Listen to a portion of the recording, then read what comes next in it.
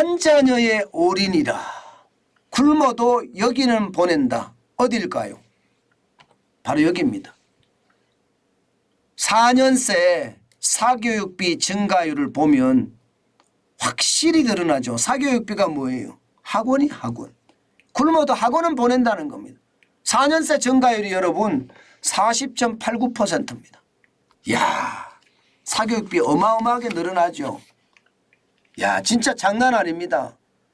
실제로 말입니다. 2018년에는 1인당 월평균 사교육비가 초중고생을 대상으로 합니다. 29만 1,000원이었습니다. 그런데 2022년에는 41만 원이에요. 40.89%가 늘은 겁니다. 와, 이거 장난 아닙니다. 그죠? 2019년에는 32만 1,000원까지 올라갔다가 2022년은 주춤했어요. 30만 2천 원으로. 그러나 2021년엔 36만 7천 원까지 올라갔었고요. 급기야 2022년에는 41만 원까지 올라갔습니다. 저는 이것을 보면서요. 예, 사교육비가 진짜 많이 늘어나는구나. 이게 여러분 역대 최대치입니다. 역대 최대치. 장난 아니게 오른다는 뜻이에요. 그런데 저도 아이를 3명을 키워본 아버지로서 보면 말입니다. 제가 제목을 굶어도 학원 보낸다 이렇게 제목을 달았는데 그럴 수밖에 없는 것 같습니다. 저도 아이들에게 웬만한 학원은 다 보내려고 했습니다. 제가 돈이 닿는 한. 실제로 말입니다.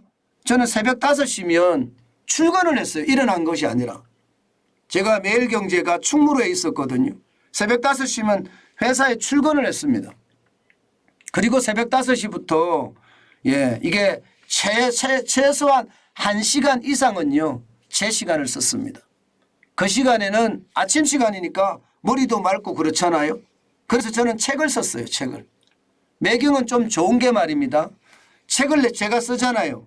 그럼 매경 출판이 책을 내줍니다. 그럼 첫 번 인쇄로 그냥 500만 원을 주거든요. 500만 원을. 저는 그게 굉장히 요긴했습니다. 그래서 책을 쓰려고 굉장히 노력했고요. 실제로 책을 많이 썼습니다. 굉장히 많이 썼어요. 애 3명을 가르치다 보니까.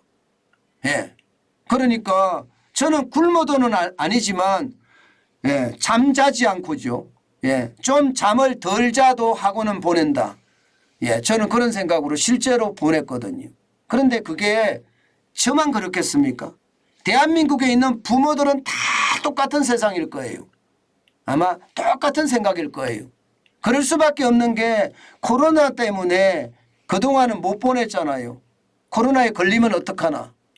그런데 이게 코로나가 풀리고 나니까 나는 애 하나밖에 없는데 얘한테다가 모든 걸 걸어야 돼.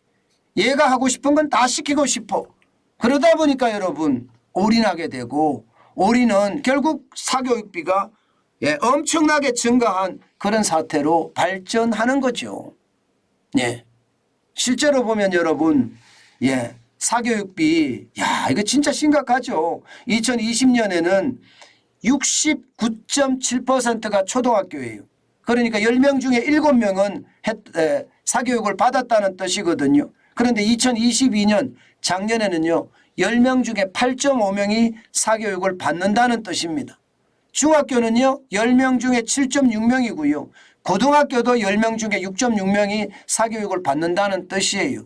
평균적으로 보면 7.8명, 10명 중에 7.8명이에요. 사교육을 받는다. 그러면 웬만한 사람들 초등학교, 중학교, 고등학교 다 사교육을 시킨다는 이야기죠. 뭐 저도 그렇게 시켰으니까 많은 분들도 똑같은 생각에 시킬 거라고 생각을 합니다. 시간도 말입니다. 이게 사교육비 시간이 적지 않아요. 주간 단위로 보면 말입니다. 초등학교는 7.4시간입니다. 주간 단위로 보면. 굉장히 높죠. 하루에 1시간 이상이라는 뜻이잖아요. 하루에 1시간 이상. 이게 토일까지 합쳐서 말입니다. 게다가 이게 중학교도 7.5시간이고요. 고등학교는 6.6시간입니다. 전체적으로도 7.2시간입니다. 하루에 1시간 이상을 사교육비에 투자를 한다는 뜻이에요. 어쩌면 말입니다. 이것은요 공교육에 대한 불신에서 시작된 것은 아닌가 저는 그런 생각도 많이 해봅니다. 예, 이 공교육에 대한 불신이 너무나 크다 이런 생각 말입니다. 예, 저는 이런 것을 보면서 말입니다. 제 스스로도 굉장히 많이 놀랐어요. 왜 공교육이 이렇게까지 무너졌나 이런 생각 말입니다. 저는 윤석열 정부가 교육개혁을 한다고 해요. 예, 지금 3대 개혁 중에 연금개혁, 노동개혁, 교육개혁이죠. 교육개혁 한다고 합니다. 잘해야 되겠죠. 중요한 것은요.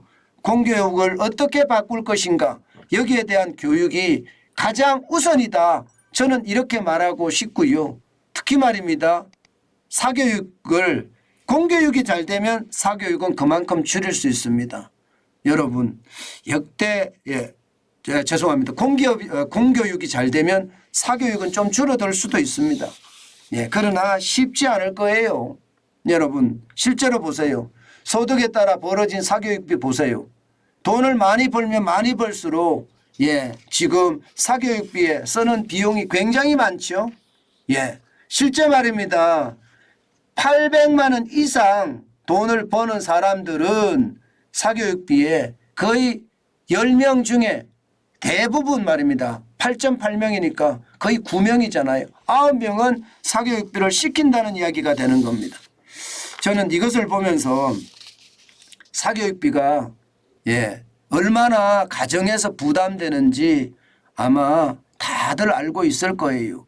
그런 측면에서 본다면 사교육 정책에 대한 전면적인 재검토도 반드시 필요하지 않을까 저는 그렇게 생각합니다.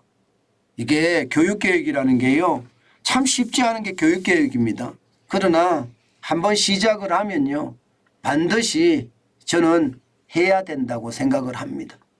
예, 지금 이게 소득에 따라서 이렇게 사교육이 많이 벌어진다는 것도 어쩌면 말입니다. 예, 정부가 정신 차려서 교육개혁을 잘하면 아마 좀 좋아지지 않겠느냐 그런 생각도 해봅니다.